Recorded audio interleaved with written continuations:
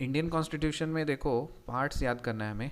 तो एक है पार्ट 1 से 11, पहले मतलब सेक्शंस में याद करते हैं। तो पहले पार्ट 1 से 11 याद करने के लिए पहले भी हम लोगों ने याद किया था, you can fly directly from US to UP.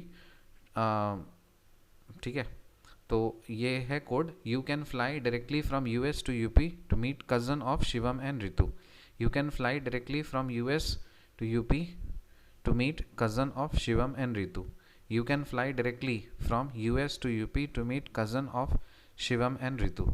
तो यहाँ पे देखो, you can fly directly from US to UP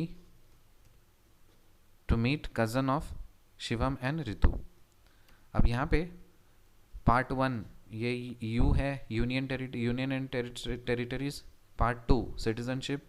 part 3 fundamental rights. फिर part 4 DPSP. Part 4A fundamental duties. Part 5 में union government. Part 6 state government. Part 7 जो है उसको repeal कर दिया गया है, देयर इज़ नो पार्ट 7। फिर पार्ट 8 जो है वो union territories. Part 9 panchayat. 9A में म्यूनसिपैलिटीज़। 9B में कोऑपरेटिव्स। पार्ट 10 में शेड्यूल्ड एंड ट्राइबल एरियाज़। और पार्ट 11 में relation between union and states. याद हो गया?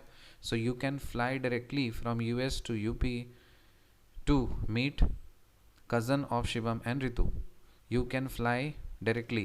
You can fly directly from US to UP to meet cousin of Shivam and Ritu.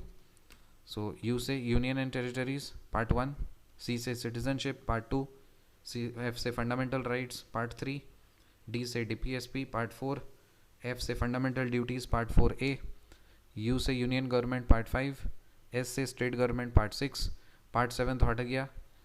फिर U से Union Territories Part 8, P से panchayat Part 9, M से Municipalities Part 9A, C से Cooperatives Part 9B, S से Scheduled and Tribal Areas Part 10, R से Relation Between Union and States Part 11. See you in the next video. Till then, bye.